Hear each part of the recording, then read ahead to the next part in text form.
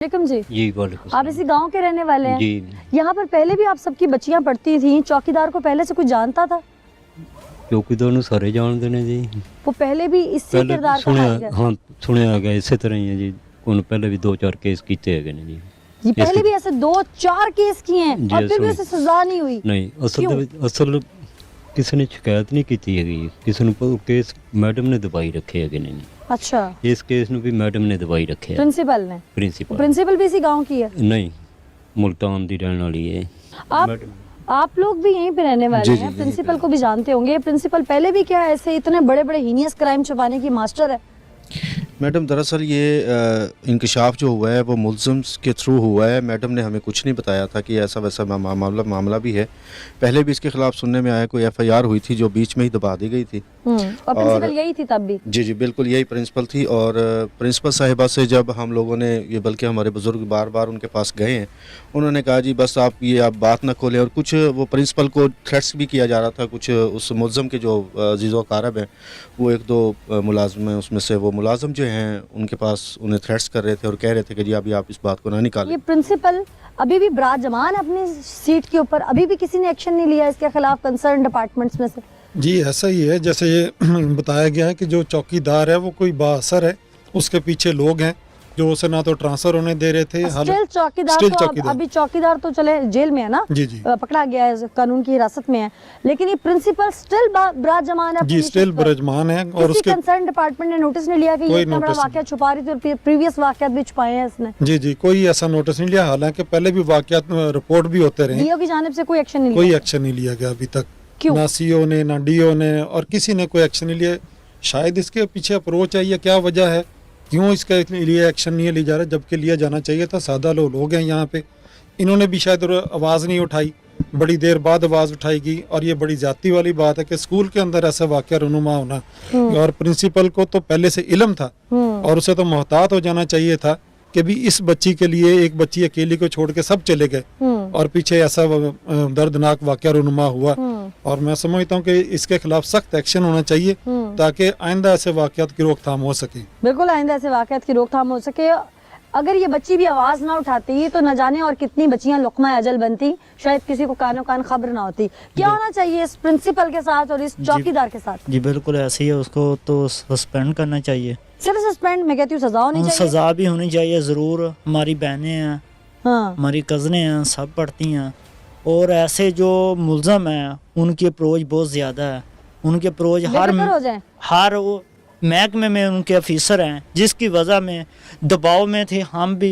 और आपकी मैडम पुकार भी। मैं बन रही हूँ, जी हम भी बेफिक्र हो जाएं आप। मैं हाँ जी हर भी आवाज़ दबाव तक में जाऊंगी, थे हर दरवाज़ा तक क्योंकि पिटाऊंगी आपके हम लिए। सादा लोग हैं, अपनी मेहनत मजदूरी वाले लोग हैं, आम सादा मजदूरी है हमारी। वो कोई हमारी इतनी बड़ी जॉब पे नहीं है, कोई सरकारी जॉब पे हमारा कोई भी भाई नहीं है। तो इसलिए उनकी वो अथॉरिटी थी जिसकी वजह से मैडम को उन्होंने दबाया। मैडम ने इस बात को दबाया। दूसरे नंबर पे बात ये है, मैडम और टीचर जो सब भी हैं सब पहले निकल जाती हैं स्कूल से। क्यों निकलती हैं? बच्चियों को पहले बाहर निकालें, बाद में आप जाएं। वो तो पहले छुट्टी होने से 10 मिनट पहले 15 मिनट पहले आप वो गाड़ियों में बैठती हैं, वो चली जाती हैं बच्चियाँ जो भी हो जैसे भी हो अपने वालिदैन के सहारे जाती हैं। कोई भी लेट हो जाता है, कोई किसी का वसीला नहीं है, जो किसी की 4 बेटियाँ 5 बेटियाँ बेटा नहीं है, वो लेने जाने वाला नहीं है, वो पैदल आती हैं। वो तो कोई ऐसी बात नहीं है, वो चली जाती हैं गाड़ी में बैठती हैं, वो चली गई। कोई चेकिंग बैलेंस नहीं है, कोई चेकिंग बैलेंस नहीं होता, कोई चेकिंग बैलेंस नहीं होता। बैलेंस चेकिंग बैलेंस होता तो ये वारदातें ना होती ना। वो 5 भी दफा ये वारदात कर चुका है वही चौकीदार। ये ही जो उसको शर्म नहीं आती ये काम करते हुए। होना क्या हम चाहिए इसके ये कहते हैं कि वजीर आला पंजाब से ये रिक्वेस्ट करते हैं कि इनको सख्त से सख्त सजा दी जाए। वो सब चले गए थे, मैं अकेली खड़ी थी तो अंकल मेरे पास आए। पहले इधर उधर से फिर मेरे पास आए। मैंने कहा अंकल कॉल करते घर, तो उन्होंने मैंने भाई का नंबर बताया, उन्होंने नंबर लिया और कॉल की, लेकिन पूरी कॉल गई लेकिन भाई ने उठाया नहीं। फिर दूसरे भाई को किया, उन्होंने भी नहीं उठाया। और फिर पापा को लास्ट में किया, पापा ने उठा लिया था। तो पापा कह रहे मैं फ़ौरन आ रहा हूँ। तो पापा ने जैसे बंद किया वो मेरे पास आए, उन्होंने मेरे कंधे पर हाथ रखा और मेरे जस्ट साइड पे ले गए। उन्होंने ऐसा ऐसा हाथ फेरने लगे और फिर थोड़ी सी शॉल उठाई, उन्होंने वहाँ पे हाथ फेरा, फिर मेरे मुंह पे किस किया और थोड़ा उन्होंने कहा कि यहाँ पे साइड पे धूप में आके खड़े हो जाओ। मैं वहाँ धूप में खड़ी हुई थी दफ्तर के पास थोड़ा सा, तो उन्होंने मेरे शर्ट के बटन खोल लिए और जा किसिंग करने लगे। उसी दौरान पापा आ गए, उन्होंने मुझे छोड़ दिया और मुझे भेज दिया। अस्सलाम वालेकुम जी। जी वालेकुम सलाम वरहमतुल्लाह। बाबा जी, आपकी बच्ची थी जिसके साथ इतना, अब मेरे पास लफ्ज़ नहीं है, मैं क्या कहूँ, जो जी। कुछ हुआ, आप लेने गए थे? जी मैं लेने गया था, मैं थोड़ा लेट हो गया स्कूल से जाने में जी। मैं स्कूल में गया तो स्कूल का गेट बंद था अंदर से लॉक था? जी, अंदर से लॉक था। मैंने जब देखा मेरे से बर्दाश्त नहीं हुआ, आपने क्या देखा? वो बच्ची रो रही थी, हाँ। बच्ची को घसीटा गया, बच्ची बड़े बुरे हाल में थी।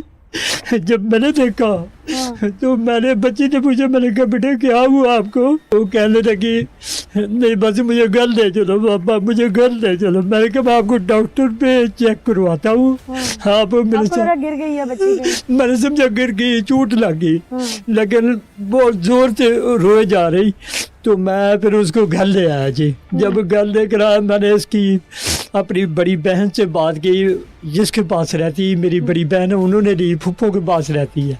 फिर मैंने अपनी एरिया से भी कहा इसको पूछे क्या हुआ, तो जब पूछा तो इसने फिर बताया कि मेरे साथ उसने ये हरकत की और मुझे घसीटा गया। मैं गेट के बाहर खड़ी थी, लेकिन मुझे बरगला के ये अंदर ले गया। बाद में इसने फिर दरवाज़ा लगा के अपने कमरे के अंदर ले गया। जो उसने हैवानियत कर जी उसने खबासियत करनी थी वो बच्ची के साथ, उससे बड़ी उसने को हिम्मत दे, सब्र दे।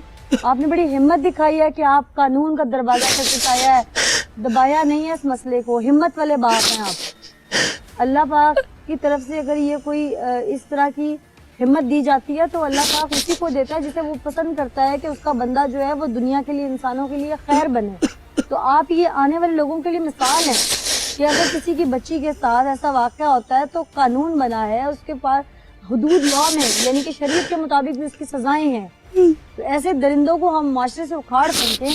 आप मेडिकल से मुतमईन है जो अभी तक हुआ?